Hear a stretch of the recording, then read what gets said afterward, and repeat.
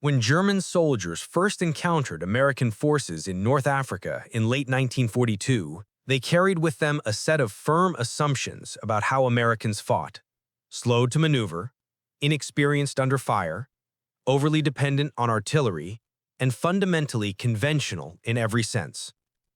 German intelligence reports compiled after Kasserine and Tuborba reinforced this belief, portraying U.S. infantry as brave but clumsy, aggressive but unrefined, a force that relied on material abundance rather than specialized skill. Many Wehrmacht units entered the Tunisian campaign expecting to face green troops who would fight predictably, by day, on roads, in line formations, and rarely without heavy support. What they did not expect was the sudden appearance of small groups of shock troops who moved with the speed of commandos, struck without warning, and disappeared before German units could react. These were Darby's Rangers, men who did not fight according to any pattern the Germans associated with Americans. The first major shock occurred during the night assault on the Vichy French coastal batteries at Arzeau on 8 November 1942. Although the Vichy garrison capitulated quickly, German observers documented with surprise the silent landing, rapid infiltration, and coordinated seizure of gun positions in complete darkness. Nothing about the operation resembled the lumbering, firepower-heavy landings the Germans expected from the U.S. Army. It was a hint of what was coming. But the Wehrmacht would not feel the full force until Sened Station in early 1943, when Rangers conducted a pre-dawn assault through rough terrain to capture a strongly held Tunisian outpost. A German officer from the 10th Panzerdivision wrote in his report that the attackers did not move like Americans. He meant it literally. They advanced fast, low to the ground, using cover instinctively and closing the distance before German heavy weapons could react. To the Rangers, this was simply doctrine. William O. Darby, their founder, had built the battalions around British commando principles: speed, stealth, initiative, and decentralized decision-making, but fused these principles with American aggression and fire discipline. Rangers trained to infiltrate by night, strike from unexpected angles, and fight at close range. They learned hand-to-hand combat, silent killing techniques, and fast-paced small unit movement through terrain that regular infantry would avoid. They did not wait for artillery to soften a position. They did not advance in large lines. They came in small, lethal teams, unpredictable, unorthodox, and completely alien to Wehrmacht expectations. For German soldiers accustomed to facing British infantry, French troops, or even Soviet riflemen, the Rangers represented something they had never encountered from the Americans. Regular U.S. infantry typically advanced with tanks, fired from distance, and relied on heavy support. The Rangers did the opposite. They attacked where support could not follow, through ravines, over rocky slopes, across riverbeds, through gaps in the line. And because German units in Tunisia relied heavily on fixed defensive positions supported by interlocking fields of fire, Ranger tactics exploited a structural weakness. The Germans were least prepared to fight elite raiders in close quarters.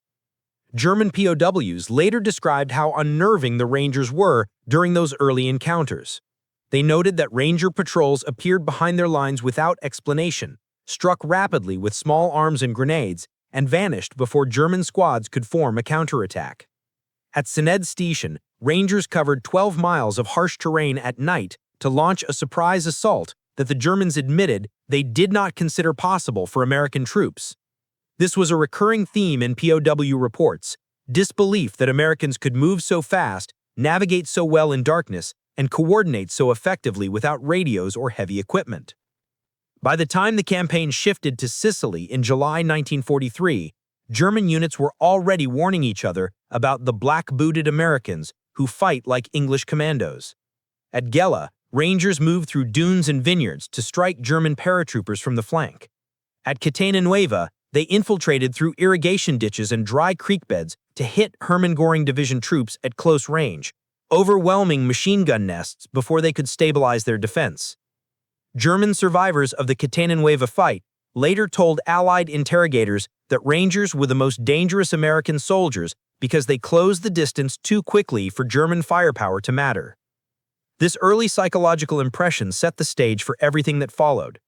To the Germans, American infantry came in two distinct types: the regular formations, predictable, line-oriented, firepower-dependent, and the Rangers, who operated like predators. Rangers were not numerous. In most fights, they were outnumbered, but they used their small size as an advantage, slipping through gaps, attacking isolated positions, and turning strong points into liabilities by approaching from directions the Germans didn't defend. The result was a growing perception within the Wehrmacht that they were facing a uniquely dangerous opponent, one who did not fight by the rulebook, did not hesitate, and did not retreat when confronted with superior numbers. The Rangers shattered the German assumption that American infantry lacked finesse or tactical imagination. They proved, instead, that the United States had its own elite raiders, every bit as capable as the British commandos or the German Gebirgsjäger. And for the first time, German frontline units learned that the most dangerous American on the battlefield was not the tank commander, not the artillery observer, not even the paratrooper. It was the Ranger, the soldier who moved faster, hit harder, and refused to fight like anyone the Wehrmacht had faced before. The Germans expected Americans to fight in the open, by day, with long lines of rifles and supporting fire. What they found instead, especially in Sicily and Italy, was that Rangers preferred the opposite. Darkness, confined spaces, and close-quarter combat where surprise and aggression mattered more than numbers. German POWs consistently described their first Ranger encounters as moments of shock, not because the Rangers were superhuman, but because they violated every assumption the Germans held about American behavior on the battlefield. Wehrmacht infantry doctrine relied heavily on firepower at range, machine gun dominance, overlapping fields of fire, and quick counterattacks. That doctrine collapsed the moment the Rangers stepped within 20 meters of a German position. In close terrain, vineyards, olive groves, stone terraces, and mountain ridges, Ranger platoons moved with an economy of motion the Germans had only seen from elite units like Brandenburgers or Gebirgsjäger. They advanced low, silent, and fast, making use of darkness and terrain in ways regular infantry units rarely attempted. Allied after-action reports show entire Ranger companies traveling miles at night without a single accidental rifle click or canteen rattle. German officers noted bitterly that Rangers behaved as if they had lived on the ground their whole lives, a direct contrast to the stereotype of Americans as loud, casual, and undisciplined. One of the earliest and clearest examples came at Catania Nuova in Sicily, July 1943. Hermann Göring Division troops dug into stone farmhouses and dry riverbeds, expected a frontal assault supported by tanks. Instead, Rangers infiltrated by darkness, moving along irrigation ditches and crossing enemy lines in small, four-man fire teams. They used hand signals, knife kills, and rapid downing movement to clear out German outposts before the main assault. When the Germans finally realized they were under attack, Rangers were already inside their perimeter. German POWs later explained that nothing unnerved them more than hearing enemies breathing before they heard enemies firing. In the chaos of that night, machine gun crews were overwhelmed before they could pivot their guns, mortar teams were eliminated before they could uncap their tubes, and communication lines were cut so thoroughly that battalion headquarters thought they were being attacked by multiple Allied battalions instead of a few hundred Rangers. Close quarters fighting was the Rangers' natural environment. They were trained specifically for it at Achnacarry under British commando instructors. Bayonet drills, knife fighting, garrote techniques, and room-by-room clearing long before such training became standard in the U.S. Army. They approached bunkers from blind angles, advanced in broken terrain, and used grenades with lethal efficiency in confined spaces. German accounts from Sicily and Italy frequently mention the same terrifying detail. Rangers did not fire warning shots. They closed in and killed with precision. Where regular infantry hesitated or waited for orders, Rangers pushed forward, exploiting the smallest moment of hesitation from the defenders. The Battle of Maiori Pass on the Italian mainland, September 1943, reinforced that dread. Wehrmacht mountain troops holding the pass expected a slow American climb. Instead, Rangers scaled cliffs at night, emerging behind German positions before dawn. A German NCO from the 15th Panzer Grenadier Division said in interrogation that the assault was like being attacked by men who could see in the dark. Rangers were not ghosts. They simply moved with a discipline that allowed them to breach terrain the Germans believed impassable. The pattern repeated at Argenton, San Pietro, and countless smaller actions where Rangers spearheaded assaults, bypassed strong points, and struck where Germans felt safe.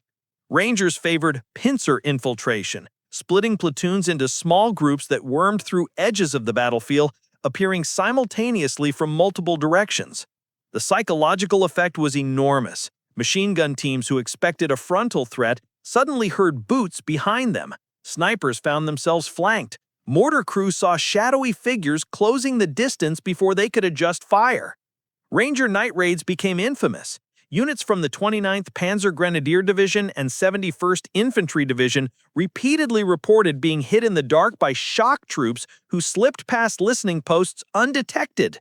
These raids cut telephone lines, wiped out outposts, destroyed ammo dumps, and dragged prisoners back through their own defensive belts. Wehrmacht doctrine relied on predictable American behavior. Rangers shattered that predictability every time they attacked. What frightened the Germans most was the mixture of intelligence, speed, and cold efficiency. Rangers didn't just charge, they gathered reconnaissance, mapped routes, synchronized watches, and executed their plans with a precision the Germans did not associate with American units. POWs noted that Rangers seemed to know the terrain better than the defenders did. In the rugged hills of Italy, where the Germans expected their mountain warfare training to give them an edge, they repeatedly found Rangers already occupying upper ridge lines or slipping through goat paths known only to locals. By late 1943, Rangers had earned a reputation among German units as the Americans who did not fight by the rules of the larger war. They didn't bombard before attacking. They didn't advance in straight lines. They didn't wait for sunrise. They came suddenly, violently, and close, forcing the Germans into a type of combat, hand to hand, room to room, trench to trench, that their doctrine did not emphasize and many of their troops dreaded. This was the second major reason German POWs later named Rangers the most dangerous American soldiers they faced. The Rangers took away the two things Wehrmacht infantry relied on most: distance and preparation. In their place, they imposed chaos, darkness, and close-range violence. And once German troops understood that these men were not ordinary Americans, fear became a constant companion on any front where the Rangers operated. By 1944, as the war shifted from the mountains of Italy to the hedgerows and beaches of France, German units had learned a hard lesson. When Rangers were in the area, nothing happened according to plan. The Wehrmacht prided itself on disciplined defensive structures, minefields, interlocking machine gun positions, fallback lines, and predictable kill zones. These systems had worked against the British, the Soviets, and often even regular American infantry. But Rangers had no interest in fighting along the lines that the Germans prepared. Instead, they moved fast, thought fast, and fought fast, compressing the timeline of battle so brutally that German units were often defeated before their officers could properly issue orders.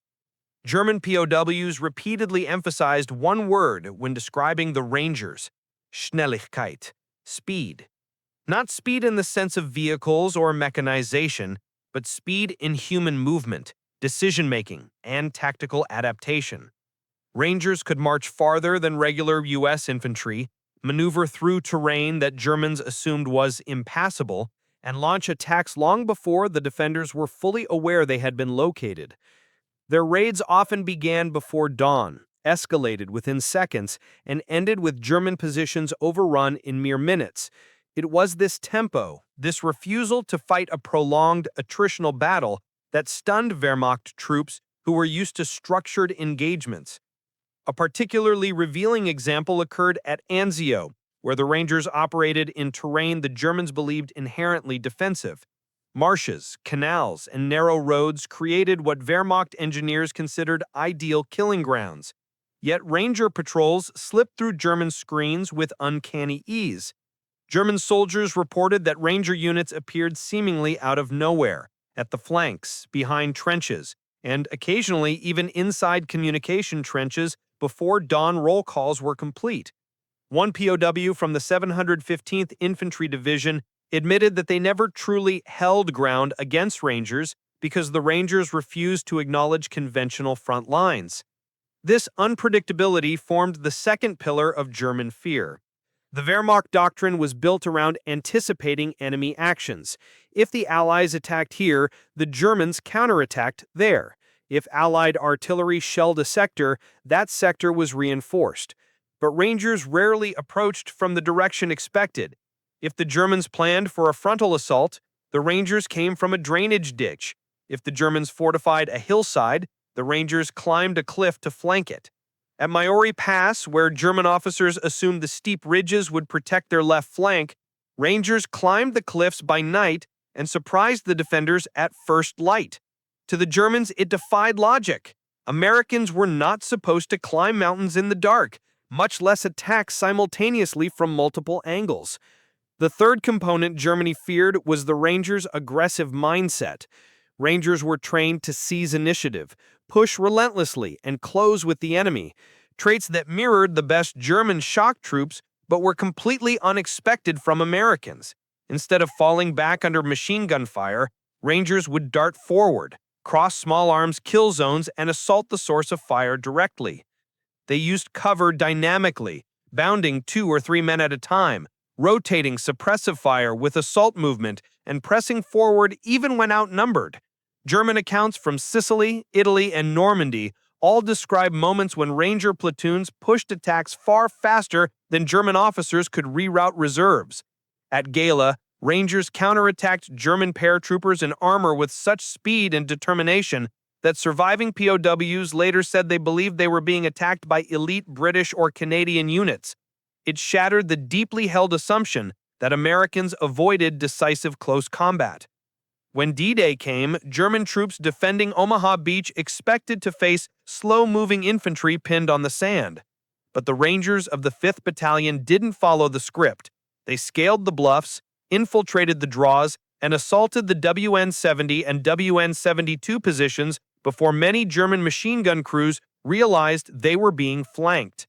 German defenders from the 356th Infantry Division later admitted in interrogation that they assumed elite Allied commandos had broken their line. It wasn't commandos, it was Rangers executing infiltration tactics identical to those they had used in Sicily and Italy.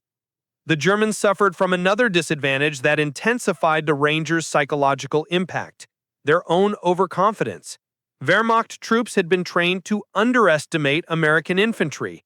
They believed U.S. soldiers were heavily dependent on radios, vehicles, and officers. But Rangers fought with decentralized command. Squad leaders made decisions, fire teams maneuvered independently, and every Ranger was expected to lead when needed. German attempts to disrupt American command structures by targeting officers or cutting radio lines had almost no effect on Ranger operations. This decentralized decision-making made Rangers exceptionally difficult to predict. If a Ranger sergeant saw an opportunity, he exploited it immediately, without waiting for higher command. German officers, schooled in Auftragstaktik, tactic, but accustomed to fighting opponents who lacked initiative, were startled to encounter American troops that displayed the same aggressive autonomy they prized in their own best units. As POW interrogations from the 356th and 715th Infantry Divisions show, German soldiers became deeply uneasy whenever intelligence suggested Rangers were in their sector. Patrols stayed closer to main lines, outposts doubled their sentries, and even veteran NCOs hesitated to move at night when Rangers were known to operate nearby. The sense of unpredictability, the feeling that danger could emerge from any direction, wore down morale over time. By the Normandy campaign, German units had learned to quickly identify Ranger tactics: sudden concentration of small arms fire, rapid flank movement, and infiltration along terrain that regular troops avoided. But recognition did not equal effective counteraction. The Rangers' combination of speed, aggression, and tactical imagination allowed them to dismantle German defensive logic at its foundation. German soldiers feared the Rangers not because they were supermen, but because they broke every rule the Germans relied on to stay alive. They moved before the Germans could prepare, attacked before the Germans could react, and disengaged before the Germans could strike back. To the Wehrmacht, They were not just elite troops, they were a force that turned the battlefield into a place where German experience no longer guaranteed survival. If speed and unpredictability made the Rangers dangerous, it was their refusal to break under pressure that eventually convinced many German officers they were facing the most formidable American infantry on the continent. The Wehrmacht entered the war carrying an assumption, validated many times against Green U.S. units in Tunisia, that Americans would retreat when hit hard, reorganize behind artillery, and avoid prolonged close-quarters fighting. Regular U.S. divisions sometimes did exactly that, especially early in the war, but Rangers were another species entirely. They did not collapse when encircled, did not withdraw when outnumbered, and did not break when pinned down by superior fire. Instead, they fought with a tenacity that German veterans associated only with Soviet assault groups or their own Sturmkompagnen. Nothing shattered German expectations more violently than the Battle of Cisterna, 30 January 1944. Rangers of the 1st and 3rd Battalions, attempting a deep infiltration to seize the town, marched straight into positions held by the Hermann Göring Division and the 715 Infantry Division, units hardened by years of combat. The Rangers were surrounded almost immediately. German armored cars and tanks closed the exits, machine guns locked the streets, and mortars bracketed every possible fallback route. From the German point of view, the fight should have ended quickly. The encircled Americans were isolated, outgunned, and cut off from support. But instead of surrendering or retreating into a defensive perimeter, the Rangers attacked, again and again. They fought house to house, street to street, moving between buildings under fire so intense that even German assault engineers hesitated to cross open ground. POW interrogations from Cisterna revealed that Wehrmacht soldiers were stunned by the ferocity of Ranger close combat. Ranger teams cleared buildings with grenades and shotgun doors, sprinted across open alleys under machine gun fire, and counterattacked against German strongpoints even while nearly encircled. A German Hauptmann captured later told interrogators, "They fought like trapped wolves. We expected them to surrender. They did not." The Rangers at Cisterna were eventually overwhelmed. Nearly the entire force was killed or captured. But even in defeat, they left such a psychological impression that German units began warning each other. If you corner Rangers, prepare for heavy losses. This fighting spirit appeared repeatedly in Italy. At San Pietro, Rangers held exposed ridges under artillery fire that shook the mountain slopes, refusing to abandon their positions even when regular infantry units temporarily pulled back. At Carano Ridge, Ranger platoons held off counterattacks by the 29th Panzer Grenadier Division through sheer aggression, launching pushback assaults every time the Germans attempted an organized advance. But it was at Pointe du Hoc in Normandy that the Rangers permanently cemented their reputation in the eyes of the Wehrmacht. Scaling the cliffs under MG-42 fire, taking casualties during the climb, and landing scattered by tidal drift, the Rangers were in a worse situation than Cisterna. They had fewer men, no heavy support, no secure supply line, and no guarantee of reinforcement. Yet they attacked immediately upon reaching the summit. German positions were cleared one by one, often with nothing more than rifles, grenades, and raw determination. Even more astonishing to the Germans than the assault itself was what happened afterward. The Rangers held the point for nearly 48 hours, isolated and surrounded, fending off multiple counterattacks from elements of the 352 Infantry Division and 914 Grenadier Regiment. German POWs taken later told Allied interrogators that the Rangers fought past the point where normal soldiers stopped fighting. One captured German NCO admitted they believed the Americans on the cliff were a battalion of elite commandos, not the depleted, exhausted handful of Ranger survivors who were still firing when reinforcements finally arrived. This refusal to break, even when surrounded or outnumbered, shocked German officers trained to identify the collapse point of enemy formations. Wehrmacht doctrine taught that most forces would begin to lose cohesion once casualties reached 20 to 30%. Ranger units routinely fought past 50% casualties and continued operating as cohesive combat teams. Another factor amplified German fear. Rangers did not back off when their officers were killed. Unlike many armies where leadership loss caused immediate confusion, Ranger squads were trained so every man understood the mission, terrain, and fallback plans. When a lieutenant went down, a sergeant took over. When the sergeant fell, a corporal stepped in. A Ranger platoon could lose half its leadership and still maneuver like an elite raiding unit. German POWs specifically cited this decentralization as a reason for their unease. They shot their officers, but the men kept coming. At Lecombe and Mazy Battery, small Ranger detachments held ground or seized objectives even when isolated for hours, improvising defense with captured German weapons and refusing to yield an inch. Wehrmacht units learned through bitter experience that Rangers did not panic when cut off. They adapted, counterattacked, and fought with the desperation of men who believed withdrawal was unacceptable. This aspect, the refusal to collapse, terrified German soldiers more than almost anything else. Against most Allied forces, the Germans could predict when morale would falter. Against Rangers, there was no predictable breaking point. Rangers fought until the mission was complete, until they escaped, or until they were physically incapable of continuing. This unwavering tenacity, combined with their willingness to accept extreme casualties to complete an objective, created the impression that Rangers were not bound by the same psychological limits as other American units. To the weary Wehrmacht infantrymen, the Rangers were not just elite, they were relentless. And that relentlessness meant that every fight with them was a fight to the death, whether Germans wanted it or not. By the final year of the war, Allied intelligence officers conducting POW interrogations began to notice a striking pattern. Whenever the question arose, which American unit did you fear most, the answer was rarely tanks, paratroopers, engineers, or even the famously well-supplied American artillery.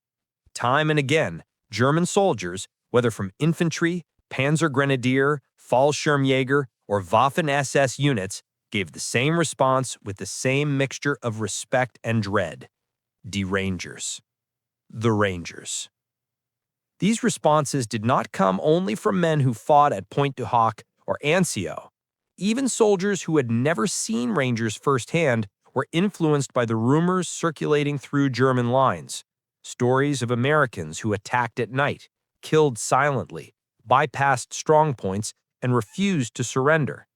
For the Wehrmacht, which relied heavily on predicting enemy behavior, the Rangers represented the ultimate psychological threat, an American unit that did not behave like Americans. During interrogations conducted by the SHAEF G2 Division from 1943 to 1945, several themes emerged that consistently explained why German troops feared the Rangers above all others. 1. They fought like commandos, but with American firepower behind them. German POWs frequently compared the Rangers to British commandos or their own Brandenburgers, but with a critical difference. Rangers were backed by the immense logistical and artillery power of the U.S. Army. This combination stunned them. The Rangers struck like raiders, silent, sudden, and violent, but could also call down a wall of 105mm and 155mm shells if they needed to extract or reinforce. To German soldiers, this mixture felt unfair, even unnatural. One POW from the 352nd Infantry Division said, "Commandos attack and disappear. Rangers attack and then hold. That makes them worse." 2. They inverted American weaknesses and Wehrmacht strengths. Throughout the war, German troops were taught that Americans depended on daylight, avoided close combat, were slow to react, and required constant officer leadership. Rangers broke every one of these rules.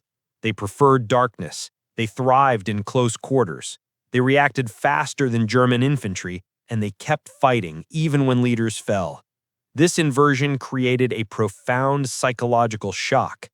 A German intelligence summary from late 1944 noted that where Rangers operate, normal American patterns cannot be assumed.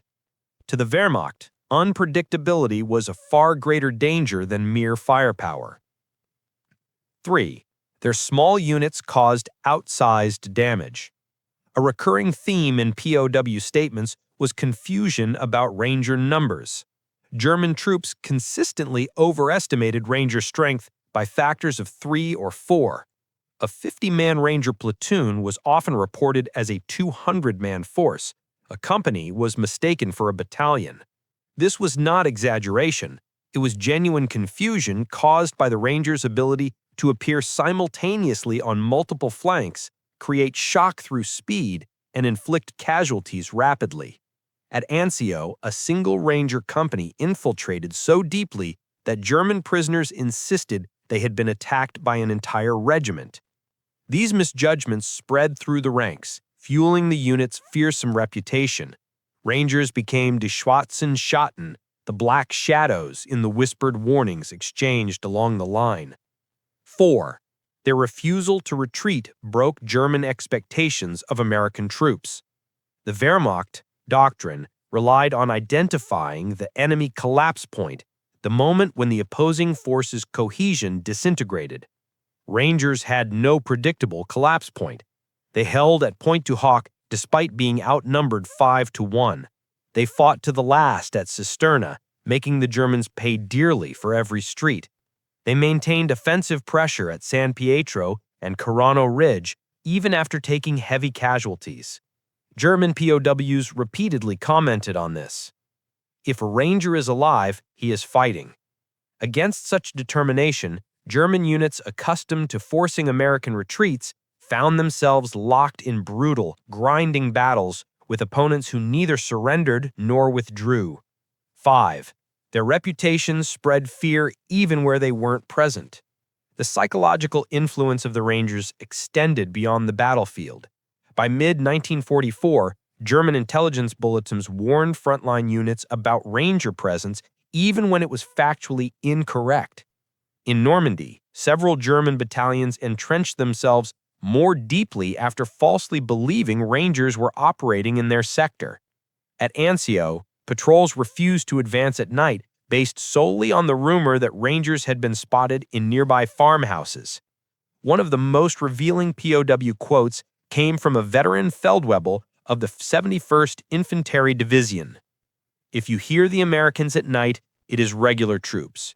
If you hear nothing at night, it is Rangers." Silence had become a warning sign. The final verdict of German POWs. In the end, the reason German soldiers feared the Rangers more than any other American infantry unit was simple. Rangers removed the predictability that German survival depended on. They appeared from angles the Germans didn't expect, at times when Germans assumed Americans couldn't fight, with aggression Germans believed Americans wouldn't use, and with tenacity Germans thought Americans lacked. Combined with the U.S. Army's overwhelming firepower and logistical strength, this made the Rangers the worst possible opponent for the Wehrmacht. Too fast to pin, too skilled to ambush, too aggressive to stop, too determined to break. Thus, when asked after the battles of Sicily, Italy, Normandy, and beyond, who they feared the most, German soldiers, hardened veterans of the Eastern Front and Africa alike, gave the most unlikely answer. Not American tanks, not American paratroopers, not American artillery. They feared the Rangers.